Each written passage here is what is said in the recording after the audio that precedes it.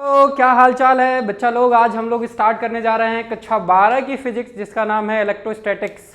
Electrostatics में basically क्या होना है, किस किस तरह से हम मूव करने वाले हैं। तो चैप्टर का नाम ही है इलेक्ट्रोस्टैटिक्स। स्टैटिक्स का मतलब होता है जब कोई भी बॉडी रेस्ट पे होता है। अब बात हो गया भैया इलेक्ट्रो यानी कि इलेक्ट्रॉन या चार्ज। चार्ज जब रेस्ट पे होता है तो अपने आसपास किस तरह के इफेक्ट क्रिएट करता है। तो पहला चैप्टर हमारा इसी पे बेस्ड है क्लास 12th का, जिसका नाम है इलेक्ट्रोस्टैटिक्स। चलिए देखते हैं। ये इलेक्ट्रोमैग्नेटिज्म का एक ब्रांच है। इलेक्ट्रोमैग्नेटिज्म का एक ब्रांच है। बेसिकली इसमें दो पार्ट होते हैं, इलेक्ट्रोस्टैटिक्स और इलेक्ट्रोडायनामिक्स। इलेक्ट्रोस्टैटिक्स में हमें स्टडी करना होता है इलेक्ट्रिक चार्जेस की प्रॉपर्टीज, क्या क्या आसपास वो क्रिएट करेगा, कौन सा फील्ड होगा, कंजर्वेटिव होगा, नॉन कंजर्वेटिव होगा। अदर इफेक्ट क्या हमें पढ़ना है, जैसे इलेक्ट्रिक पोटेंशियल पढ़ना है, सरफेसेस के थ्रू पास होने वाले फील्ड लाइंस के मेजरमेंट को हम लोग फ्लक्स बोलते हैं, उसको हमें पढ़ना है, ठीक है ना। और आसपास कैसे एक चार्ज दूसरे चार्ज बॉडी पे फोर्स लगा रहा है, ये सारी बातें हमें यहाँ सीखनी है। इलेक्ट्रोडायनेमिक्स का मतलब हो गया जब चार्ज पार्टिकल मोशन में हो, दैट मीन्स कि करंट पैदा होगा, मैग्नेटिक फील्ड पैदा होगा। चार्ज पार्टिकल अगर अपनी एनर्जी रेडिएट कर रहा है चलते चलते, तो क्या पैदा होने वाला है, इलेक्ट्रोमैग्नेटिक वेव पैदा होने वाला है। क्लास 12th का फर्स्ट एनसीईआरटी पूरा इन्हीं तीन शब्दों पे डिपेंड है। पहला शब्द इलेक्ट्रोस्टैटिक्स मतलब जब चार्ज रेस्ट पे हो, दूसरा शब्द जब चार्ज मोशन में हो। चार्ज जब मूव करेगा तो पैदा हो जाएगा हमारा इलेक्ट्रिक करंट। इलेक्ट्रिक करंट पैदा हो गया तो आसपास वो मैग्नेटिक फील्ड क्रिएट करेगा, मैग्नेटिज्म हो गया। चार्ज मूव करते करते अपनी एनर्जी रेडिएट कर रहा है तो इलेक्ट्रोमैग्नेटिक वेव पैदा हो रहा है। उसकी स्टडी तो कक्षा 12 का फर्स्ट पार्ट पूरे फिजिक्स का इसी बात पे बेस्ड है। तो चलिए स्टार्ट करते हैं हम लोग इलेक्ट्रोस्टैटिक्स। इसका मतलब होता है भैया जब चार्ज क्या हो, रेस्ट पे हो। चार्ज रेस्ट पे हो, एट रेस्ट वाले सिचुएशन पे हो, ठीक है ना। इस पूरे चैप्टर में हमें पढ़ना है when charge body is at rest. Clear है? ओके। तो सबसे पहली बात आई भैया किसके बारे में, चार्ज के बारे में। तो सर जी चार्ज क्या होता है ये बता दो। चार्ज क्या होता है भाई, किसी भी बॉडी की ऐसी प्रॉपर्टी जिसके वजह से ये आसपास दूसरी बॉडी पे या आसपास एक ऐसा फील्ड, ऐसा रीजन क्रिएट करे ताकि दूसरी बॉडी फील करे इलेक्ट्रिक या magnetic effect. Just like electrostatic interaction, magnetic force, magnetic field, ये सारी चीज़ें हमें इन जगहों पे देखने के लिए अगर मिले किसी भी चार्ज बॉडी के आसपास, तो समझ जाना कि भैया बॉडी जो है चार्ज है। नाम तो मैंने ले ही लिया चार्ज बॉडी, ठीक है ना। इसका मतलब हमें चार्ज के बारे में बात करना है। पहला लेक्चर हमारा चार्ज के विषय में होना है। किसके विषय में होना है, चार्ज के विषय में होना है। तो भैया चार्ज क्या है, it is an inherent property due to which it creates electric as well as magnetic effect around it. Clear है? चलिए, चार्ज कितने तरह का होता है सर? जनरली चार्ज दो तरह का होता है, एक पॉजिटिव चार्ज बॉडी और एक नेगेटिव चार्ज बॉडी। तो चार्ज क्या होता है भैया, दो तरह का होता है, टू टाइप्स का होता है। पहला क्या है, पॉजिटिव चार्ज, और दूसरा क्या है, नेगेटिव चार्ज। सर जी ये पॉजिटिव चार्ज कैसे हुआ और नेगेटिव चार्ज कैसे हुआ? एक ठू बॉडी जो थी जिसने अपने इलेक्ट्रॉन को पड़ोस को दिया, यानी कि दूसरी बॉडी को दिया, यानी कि उसके पास क्या हो गया, इलेक्ट्रॉन की कमी हो गई। अब वो इलेक्ट्रॉन की कमी फील कर रहा है तो उस पर क्या होगा भैया, जो भी नंबर ऑफ प्रोटॉन्स हो तो फिक्स रहेगा। तो जब आप नेट चार्ज कैलकुलेट करेंगे तो वहाँ पे लगेगा नंबर ऑफ प्रोटॉन्स की संख्या ज़्यादा हो गई है, जिसकी वजह से नेट जो चार्ज क्रिएट हुआ बॉडी पे वो पॉजिटिव चार्ज आया। अच्छा भैया, पड़ोस वाली बॉडी जिसने उस इलेक्ट्रॉन को कैप्चर किया था, यानी कि जो इलेक्ट्रॉन को गेन करेगा, क्या करेगा, इलेक्ट्रॉन को गेन करेगा, वो कैसा बॉडी बनेगा भैया? अच्छा सर ये बताओ, नंबर ऑफ प्रोटॉन फिक्स से नंबर ऑफ इलेक्ट्रॉन बढ़ गया, नंबर ऑफ प्रोटॉन फिक्स से नंबर ऑफ इलेक्ट्रॉन बढ़ गया, एक्सेप्टिंग बॉडी हो गया कि भैया उसने चार्ज को एक्सेप्ट करा है, इसी वजह से उस पर नेट चार्ज कैसा आता है, नेगेटिव आता है। तो यहाँ से हमको ये बात क्लियर हो गया कि भैया एक बॉडी जिसने इलेक्ट्रॉन को दिया वो बना पॉजिटिव चार्ज, जिसने इलेक्ट्रॉन को लिया वो बना नेगेटिव चार्ज। सपोज हमारे पास एक बॉडी ए है और दूसरी बॉडी बी है, एक बॉडी ए और दूसरी बॉडी बी है। अभी किसी ने ना इलेक्ट्रॉन दिया और ना ही किसी ने इलेक्ट्रॉन लिया। ओके भैया, इसने अगर अपने इलेक्ट्रॉन को डोनेट किया पड़ोस में, इसने अगर अपने इलेक्ट्रॉन को क्या किया, ए ने अपने इलेक्ट्रॉन को दे दिया बी को, कुछ इलेक्ट्रॉन दिया, सारे इलेक्ट्रॉन नहीं देगा। मान लीजिए एक इलेक्ट्रॉन निकला यहाँ से और ये इलेक्ट्रॉन एक्सेप्ट कर लिया बी ने। अच्छा भैया, तो ए के पास क्या हो जाएगा, पॉजिटिव चार्ज हो जाएगा, ऐसे लिखेंगे आप, A is positively charge body, and B जिसने इलेक्ट्रॉन को एक्सेप्ट किया ये हो जाएगा नेगेटिवली चार्ज बॉडी।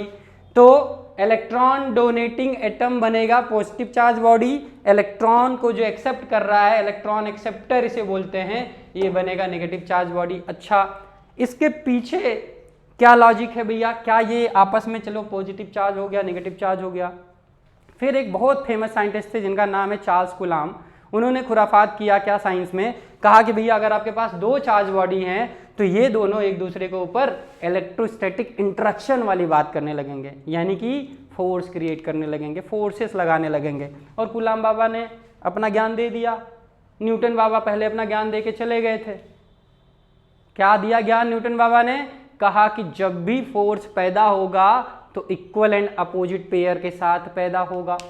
सुनिएगा ध्यान से, जब भी किसी बॉडी पे कोई भी फोर्स आएगा तो कहीं ना कहीं एक फोर्स जनरली पैदा करेगा, यानी कि force will always produces in pair. हाँ सर, एक बना एक्शन, दूसरा बना रिएक्शन। तो एक बार एक चार्ज बॉडी अगर किसी चार्ज बॉडी पे फोर्स लगाएगा तो दूसरी चार्ज बॉडी भी पहले वाले बॉडी पे फोर्स लगाएगा। हमने एक पॉजिटिव चार्ज क्रिएट किया, दूसरा नेगेटिव चार्ज क्रिएट किया, हमने एक पॉजिटिव चार्ज क्रिएट किया, दूसरा एक नेगेटिव चार्ज क्रिएट किया। तो positive charge body negative charge body को अपनी तरफ खींचेगा, क्या करेगा, खींचेगा। हाँ भैया, पॉजिटिव चार्ज बॉडी ए है, नेगेटिव चार्ज बॉडी बी है।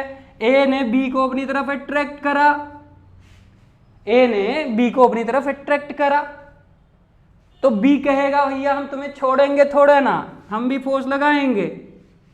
ये बना हमारा क्या, एक इलेक्ट्रोस्टैटिक इंटरेक्शन वाली बात।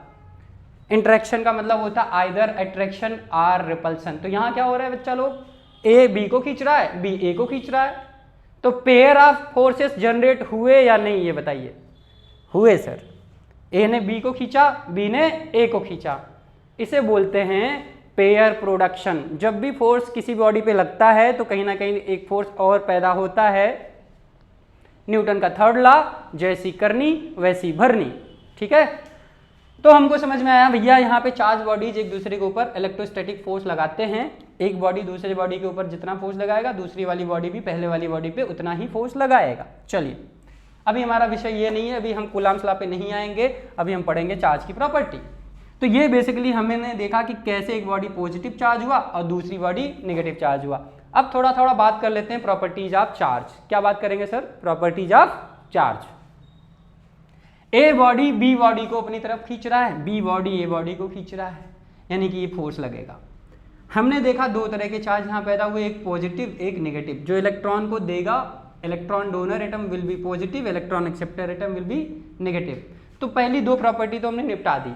दूसरी प्रॉपर्टी क्या है, अगर हम ए को और बी को साथ साथ देखें, पहले हमारे पास क्या था, जब इलेक्ट्रॉन ए ने नहीं दिया था, बी ने एक्सेप्ट नहीं किया था, तो ए भी न्यूट्रल बी भी न्यूट्रल। बाद में एक टू बना पॉजिटिव एक टू बना नेगेटिव। एक पॉजिटिव आया, ए पे पॉजिटिव प्लस चार्ज आपने लगाया, क्यों, क्योंकि ए ने अपना एक इलेक्ट्रॉन बी को दिया था और बी ने वही इलेक्ट्रॉन एक्सेप्ट किया था। नेट अभी भी देखा जाए तो चार्ज सिस्टम पे कितना है। सिस्टम का मतलब होता है जब किसी भी चीज को आप एक साथ ऑब्जर्व करते हो तो जितने भी उसके अंदर कोई भी चीजें होती है, जैसे यहाँ दोनों बॉडीज को हम एक सिस्टम बोल रहे हैं, ए और बी साथ साथ हमारे लिए क्या है, सिस्टम है। तो शुरुआत में सिस्टम पे नेट चार्ज कितना था, क्यू स्टार्टिंग में सिस्टम पे कितना था भैया,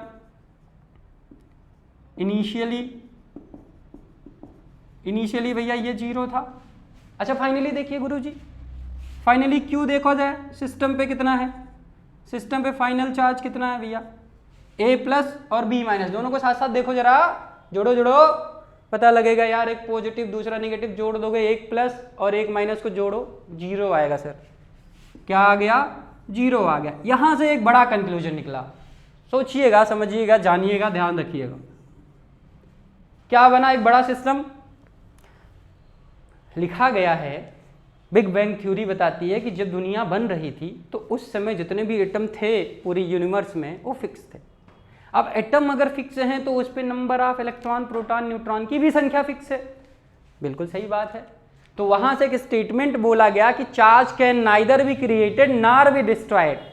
इलेक्ट्रिक चार्ज का नेक्स्ट प्रॉपर्टी, यानी कि charge is conserved because mass is conserved. Generally जो देखा गया अभी तक का जो स्टेटमेंट है, जो अभी तक रिसर्चेज है, ठीक है, यानी कि हमने देखा कि एक बॉडी दूसरे बॉडी को सिर्फ अपना चार्ज ट्रांसफर कर सकता है। Charge can only transfer from one body to another body. हमने देखा ए ने बी को अपना इलेक्ट्रॉन दिया और उसी इलेक्ट्रॉन को बी ने एक्सेप्ट भी किया। लेकिन अगर किसी ने बोला क्या नया इलेक्ट्रॉन बनाया जा सकता है? ना भैया।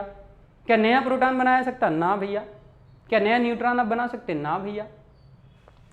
तो बेसिकली ए ने अपने इलेक्ट्रॉन को ट्रांसफर किया, दैट मीन्स कि charge can only transfer from one body to another body, है ना। और दूसरा, net charge on a system will always be equal. जितना चार्ज था उतना ही चार्ज रहेगा। शुरू में सिस्टम पे चार्ज कितना था? 0। बाद में कितना चार्ज आया? 0।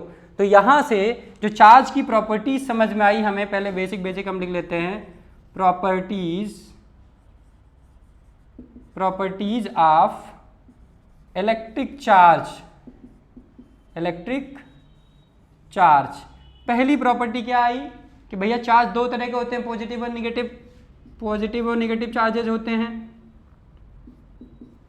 ये दोनों एक दूसरे के ऊपर फोर्स लगाएंगे, है ना। नेक्स्ट चीज क्या है? Charge is conserve. Charge is conserved, यानी कि charge can neither be created nor be destroyed. Next property क्या है भैया? सिर्फ और सिर्फ चार्ज को आप ट्रांसफर कर सकते हो, इसी में आ गई। देखिएगा ध्यान से। क्या हम एक इलेक्ट्रॉन ट्रांसफर कर सकते हैं? जी हाँ। क्या हम 2 कर सकते हैं? जी हाँ। क्या हम 3 कर सकते हैं? जी हाँ। क्या हम 1.5 इलेक्ट्रॉन ट्रांसफर कर सकते हैं? सोचिए। सोडियम और क्लोरीन का एग्जाम्पल पकड़ते हैं। चलिए, मेरे पास थोड़ा स्पेस कम है, थोड़ा मैं मिटाना चाहूंगा।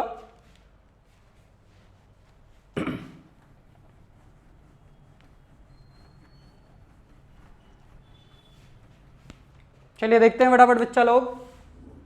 हमारे पास बेस्ट एग्जाम्पल है NaCl का। Na+ बना और Cl- बना। आपको पता है कैसे? इलेक्ट्रॉन एक ट्रांसफर किया सोडियम ने क्लोरीन को, ठीक है ना। इतनी बात समझ में आई? क्या सोडियम 1.5 इलेक्ट्रॉन ट्रांसफर कर सकता था? क्या 0.8 इलेक्ट्रॉन ट्रांसफर कर सकता? क्या 0.2 इलेक्ट्रॉन ट्रांसफर हो सकता है? तो आप कहते हैं नहीं सर, ट्रांसफर होगा या तो 1 होगा, 2 होगा, 3 होगा, 4 होगा, 5 होगा, ऐसे होगा। 1.5, 0.8, 0.02 इलेक्ट्रॉन कभी भी ट्रांसफर नहीं हो सकता। And this is known as quantization of electric charge, यानी कि charge can transfer in terms of 1, 2, 3, 4 electrons. That is it is integral multiple of e. E क्या होता है भैया? It is smallest charge which can freely exist in nature. Smallest charge e क्या है? ई की value होती है बेटा 1.6 इंटू 10⁻⁻19 कूलाम होता है बच्चा, ठीक है ना। 1.6 इंटू 10⁻⁻19 कूलाम होता है। किसी भी बॉडी को अगर मिनिमम चार्ज कैरी करना है तो ये इससे नीचे नहीं चार्ज एक्सेप्ट कर सकता। कोई भी बॉडी चाहे इससे नीचे चार्ज कैरी नहीं कर सकता, यानी कि किसी भी बॉडी पे मिनिमम चार्ज कितना हो सकता है? ई के बराबर हो सकता है। दैट मीन्स कि 1.6 इंटू 10⁻⁻19 कूलाम। किसी ने यहाँ पूछा कि सोडियम पे कितना चार्ज आया गुरुजी, ये बताओ। हमने कहा भैया कितना आएगा? 1.6 इंटू 10⁻⁻19 कूलाम आएगा। किसी ने पूछा भैया क्लोरीन पे बताओ चार्ज कितना। हमने कहा यार क्लोरीन पे साइन क्या है? नेगेटिव। क्या साइन है? नेगेटिव है। तो charge on chlorine Cl negative अगर आप लिखेंगे ये होगा -1.6 इंटू 10⁻⁻19 कूलाम का। इससे छोटा चार्ज नहीं कैरी करा जा सकता किसी भी बॉडी पे, है ना। बड़ा हो सकता है, छोटा नहीं होगा, ठीक है। तो इसे बोलते हैं भैया smallest charge which can transfer from one body to another body, that is equals to +E या -E। यानी कि किसी ने सिंपल भाषा में पूछा कि यहाँ सोडियम पे कितना चार्ज है ये बताइए, Na+ पे कितना चार्ज है, तो आप लिखेंगे चार्ज ऑन Na+ बराबर +E, ठीक है ना। किसी ने बोला भैया क्लोरीन नेगेटिव जो आपने Cl नेगेटिव बनाया है, माइनस चार्ज आया है, इस पे कितना कितना चार्ज है? आपने बोला भैया ये हो जाएगा -E के बराबर। किसके बराबर हो जाएगा? -E के बराबर। यानी कि अगर हमने एक और एग्जांपल छोटा सा पकड़ लिया, मान लीजिए हमारे पास मैग्नीशियम है, क्या है? Mg मान लो। अगर Mg प्लस कहीं पे हो रहा है और 2 प्लस हो गया कहीं, इसका मतलब क्या था कि मैग्नीशियम या मैग्नीज, क्या बोलेंगे भैया इसको? क्या बोलेंगे? Mg मान लो। आप केमिस्ट्री वाले बंदे से पूछ लेना, है ना। तो ये जनरली क्या करा है अपना? 2 इलेक्ट्रॉन ट्रांसफर करा है। क्या करा है? 2 इलेक्ट्रॉन इसने ट्रांसफर करा है। तो इस पे कितना चार्ज आया सर? तो इस पे हम लिखेंगे charge on Mg+2 will be equal to +2E। यानी कि अगर मुझे इस पे लिखना हो तो मैं लिखूंगा 2 × 1.6 × 10⁻⁻19 कूलम। ये क्या हो जाएगा भैया? 3.2 × 10⁻⁻19 कूलम का चार्ज हो जाएगा। इसका मतलब हमने क्या देखा कि यहां भी इलेक्ट्रॉन 2 ट्रांसफर हुआ, यहां इलेक्ट्रॉन 1 ट्रांसफर हुआ था। अच्छा, एक और कोई बेस्ट एग्जांपल बताइए। हम सब बहुत केमिस्ट्री में पढ़ते हैं एल्युमिनियम 3+।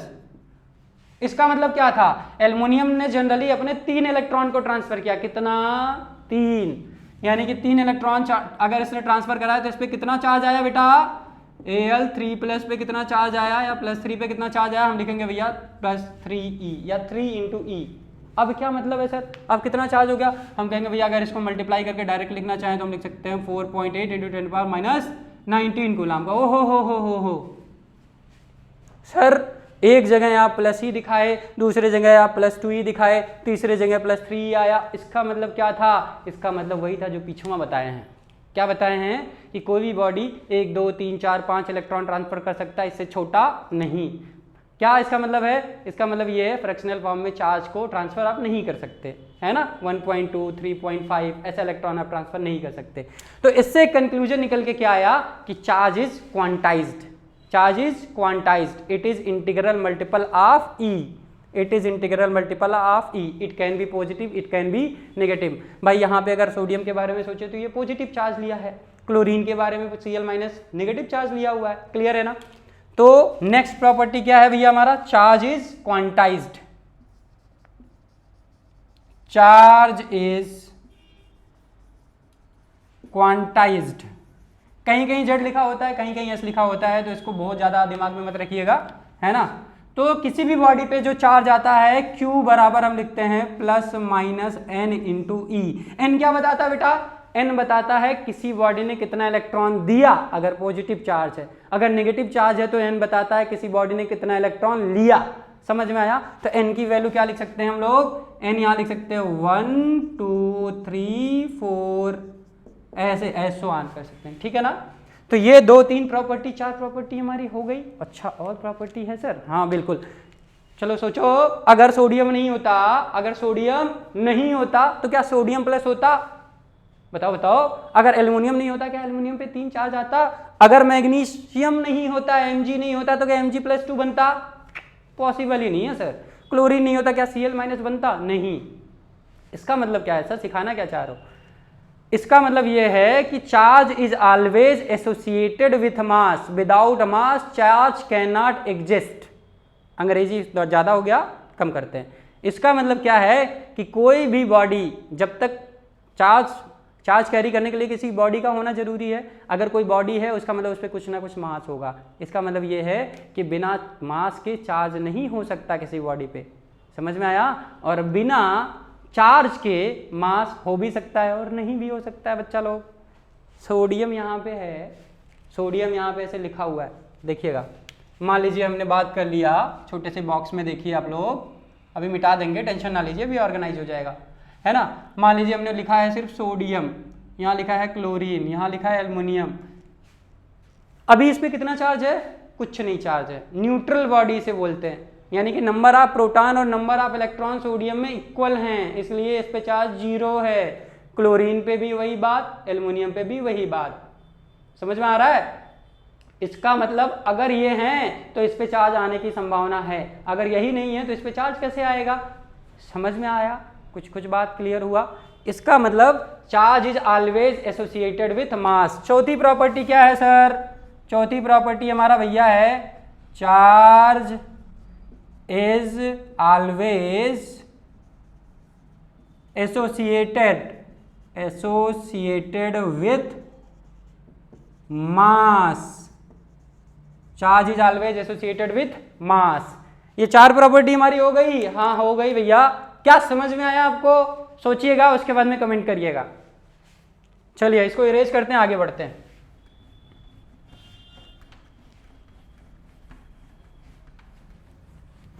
सोचिएगा, ध्यान रखिएगा छोटी छोटी बातों का। 4 प्रॉपर्टी निपटा चुके हैं हम लोग, 5वीं प्रॉपर्टी क्या है जरा देखिएगा। अगर हमारे पास किसी बॉडी के, मान लो एक बॉडी ए है, इस पे हमने 10 कूलाम का पॉजिटिव चार्ज दे रखा है, 10 कूलाम हमने चार्ज दे रखा है, 10 कूलाम चार्ज है। ए पे कितना चार्ज है? 10 कूलाम चार्ज है। एक बॉडी है जिसपे 10 कूलाम का चार्ज है। ये शुरू में रेस्ट पे था, इसकी वेलोसिटी 0 थी।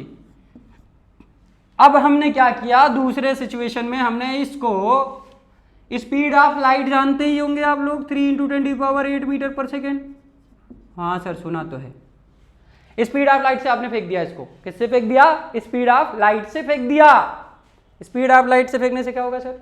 स्पीड ऑफ लाइट से जब आप फेंकेंगे, इसका मतलब ये होगा आपने इसको बहुत ज्यादा वेलोसिटी दे दिया। उसके बाद सर क्या हमारा क्वेश्चन, उसके बाद ये है बच्चा लोग कि इसके बाद ए पे कितना चार्ज होगा? बताइए बताइए, ए पे कितना चार्ज होगा? आपने बोला सर जी जितना चार्ज पहले था उतने चार्ज होगा। इसका मतलब क्या था? इसका मतलब ये है कि charge is an invariant physical quantity. इसका मतलब क्या है सर जी? अंग्रेजी तो बहुत खतरनाक हो गई। ओहो, इनवेरिएंट का मतलब होता है the physical quantity which is independent on time, यानी कि जो समय पे निर्भर ना करे, जो समय पे निर्भर ना करे, यानी कि charge is an invariant quantity. ओहो हो, 5वीं प्रॉपर्टी मजेदार थी sir. Charge is an invariant physical quantity.